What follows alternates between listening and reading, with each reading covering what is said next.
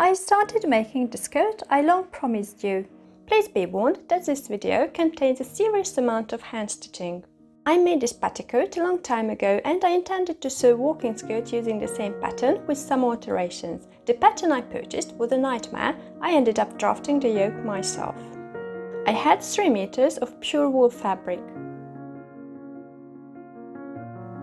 I cut the 5 gores, the center front on the fold, 2 side gores and 2 back gores. The back center seam is usually on the bias, here it was on the grain, which made sewing the placket so much easier. However, it meant that I had bias side seams. Fortunately, this didn't cause any problems. I basted along the edges. It is advisable to secure the layers in the middle of the gores as well, however, my back hurts too much, so I usually skip that phase.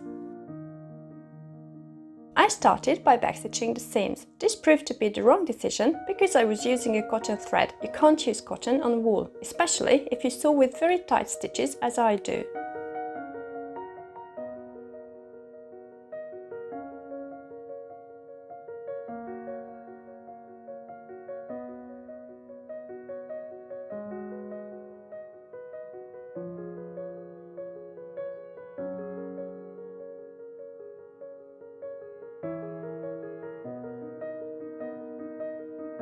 I found the seam, but I had to undo the whole thing. This time I made 1, 2 or 3 running stitches, then 1 or 2 back stitches. You don't need to worry, this combination is very strong. I sewed all the seams.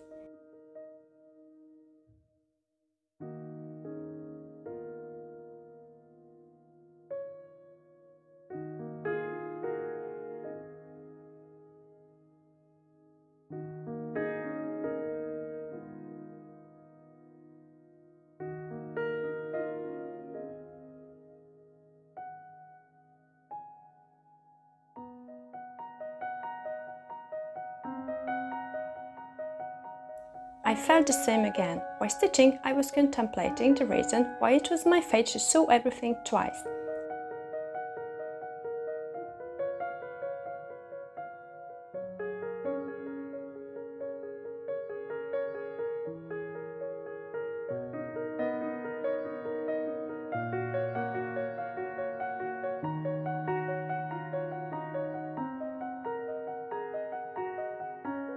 For the placket, I stitched a piece of fabric of random width to the left back center where I left an opening.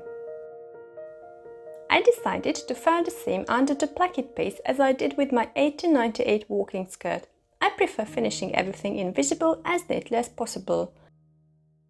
Of course, at first I checked whether it would result in too much bulking, but wool is easy to keep flat.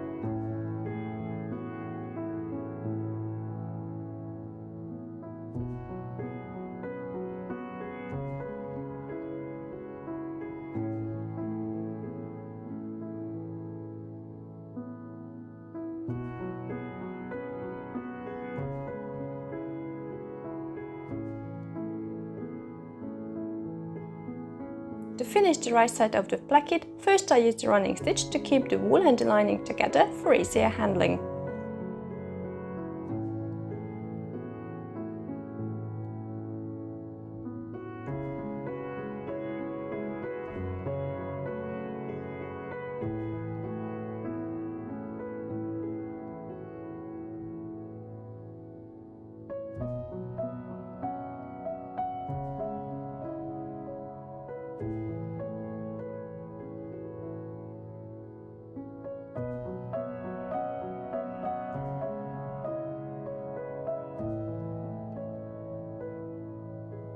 I cut the allowance of the lining as close to the stitching as possible. By the way, I did it on all seams. It wasn't easy.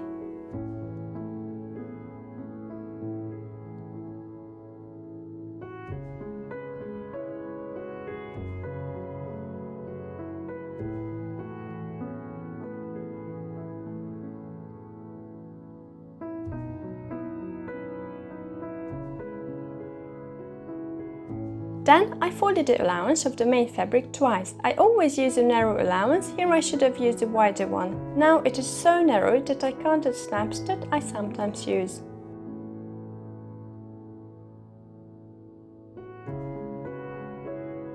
It was so nice to work with edges on the grain. I usually struggle a lot with plackets when the back center is on the bias because it stretches.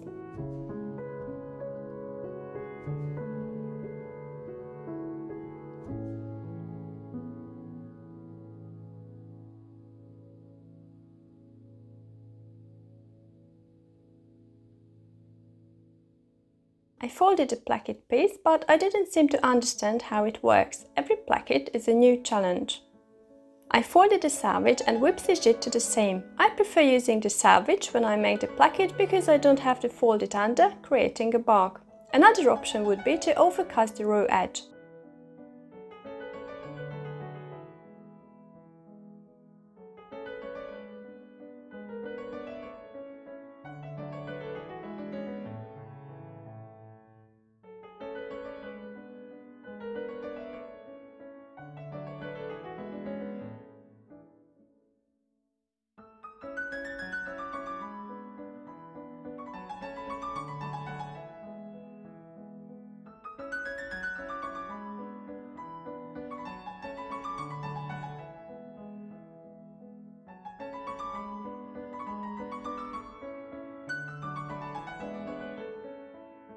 It looks a bit funny, but the selvage is super thin and soft. I overcast the bottom edge.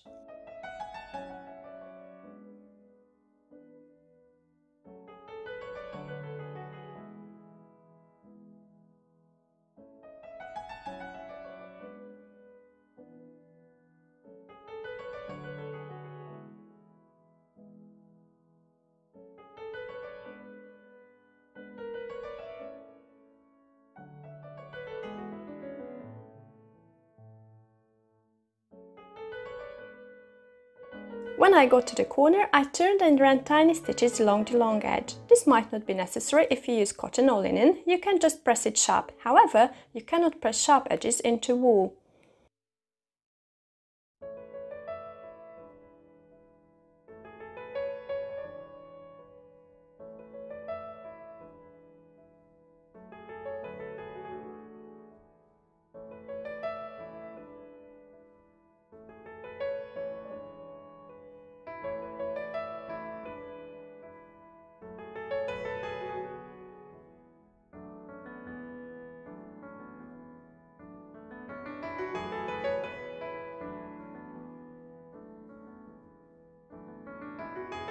It was a beast of a skirt.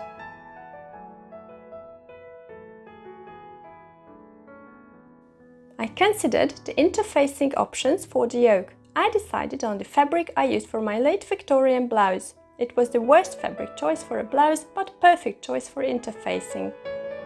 I didn't have enough fabric to cut the yoke on the fold, and I didn't want to because too much portion would have been on the bias.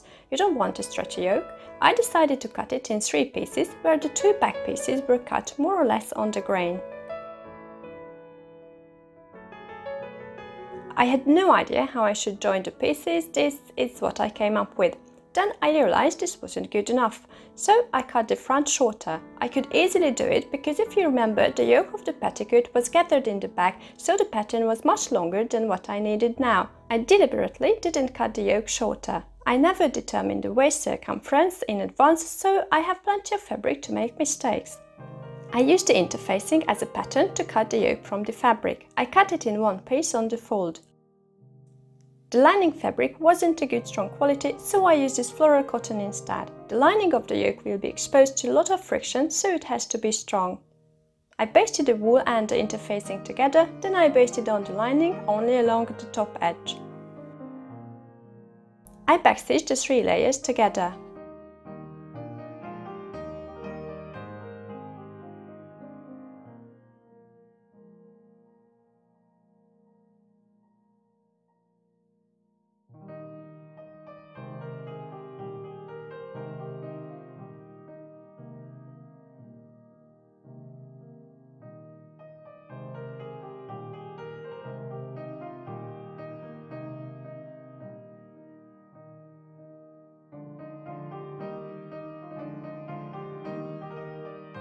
I had a hard time trying to figure out what to trim back. The allowance of the interfacing would have helped prevent stretching, but felt too thick.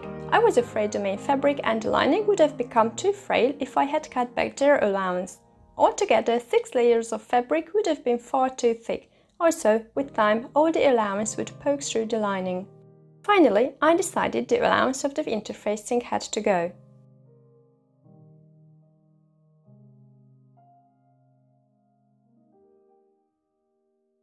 And then the allowance of the lining went too.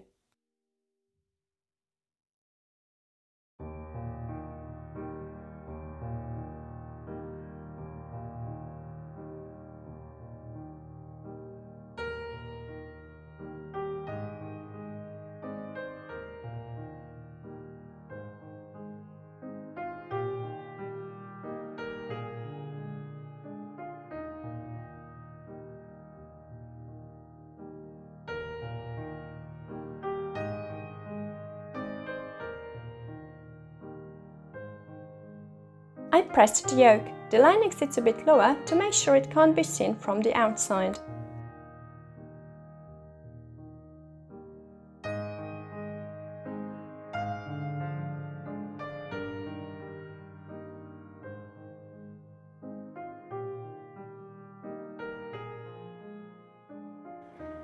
Clearly, there was an issue with the interfacing, but I have no idea why it occurred. I had to remove the basting and do it again. At first, I thought the wool was so stretchy that I didn't need to clip the allowance, but later I realized this wasn't the case, so I clipped it, but only in a few places.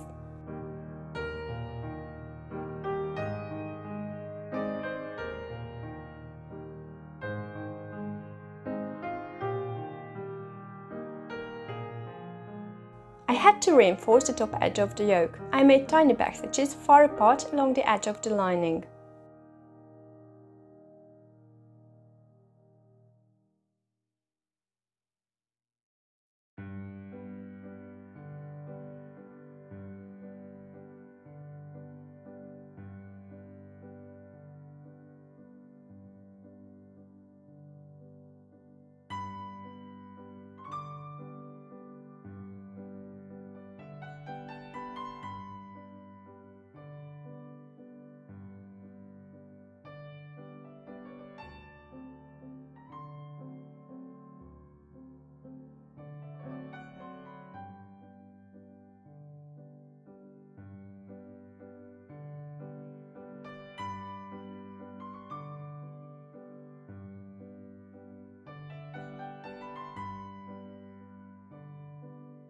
I added another line 1 centimeter from the very top.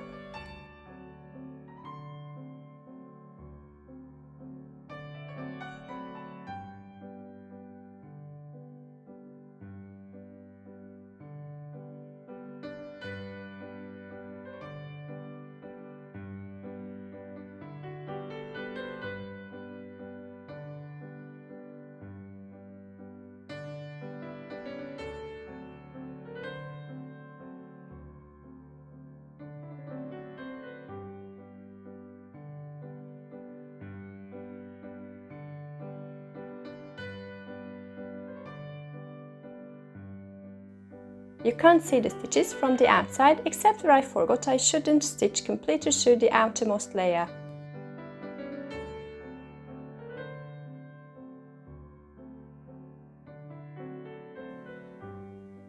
Then I stitched just above the edge of the lining to add extra control. I used a running stitch.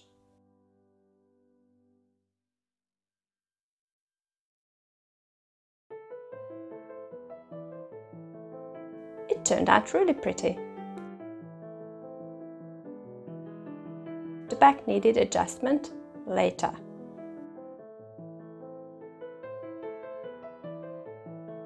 I basted as neatly as I could 1 centimeter from the front edge.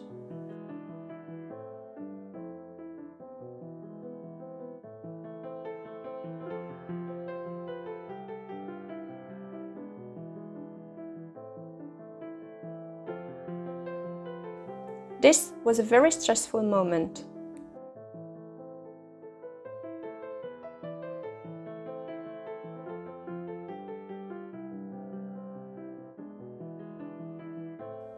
folded the edge along the blue basting and basted again.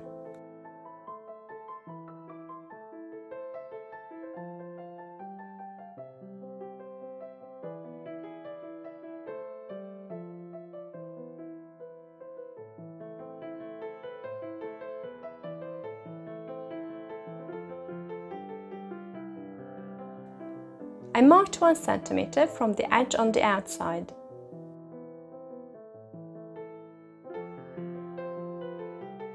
I marked the center front.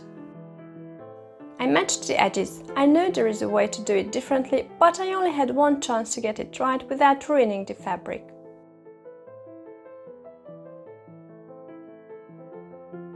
I used a backstitch.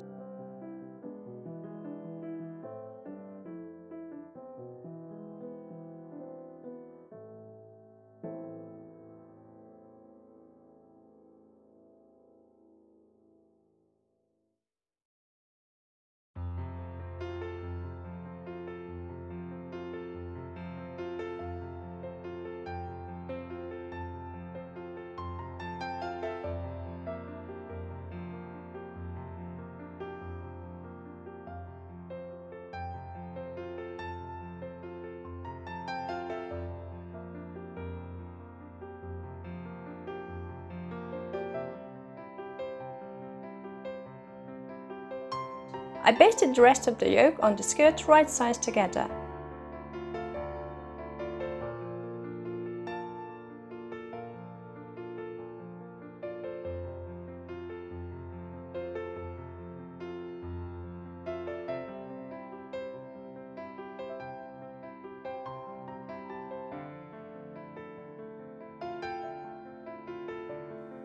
I gathered the top of the skirt from front seams to back center to make it fit the yoke. Remember, the yoke was longer than needed. I spent hours trying to get it right. It's really difficult to fit the waist on yourself. At least it is for me, because I wear my skirts above my waistline.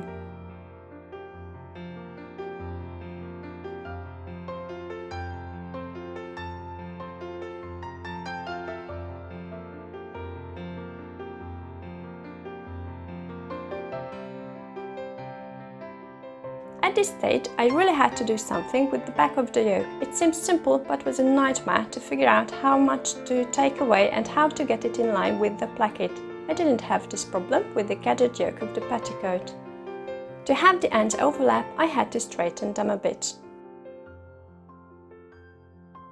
Happy hours of backstitching commenced. It went as slowly as you can see here.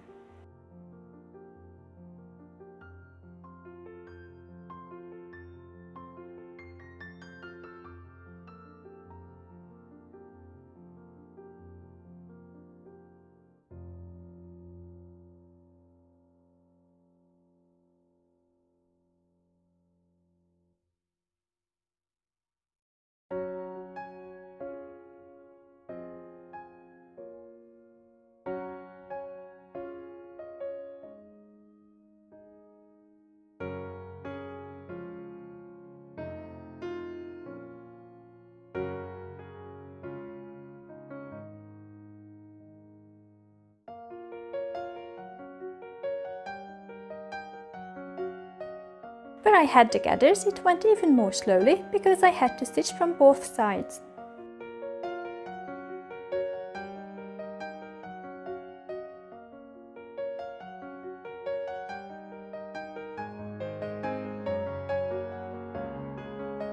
I still need to stitch it from back center to left front seam. Also, I have to stitch down the lining, finish the ends of the yoke, hem the skirt and maybe embellish the hem. However, I got mentally exhausted and had pain in my left hand, right index finger and elbow, back and neck. I decided to take a couple of days rest and kill my joints with editing the footage I have so far. I will update you as soon as I finish the skirt.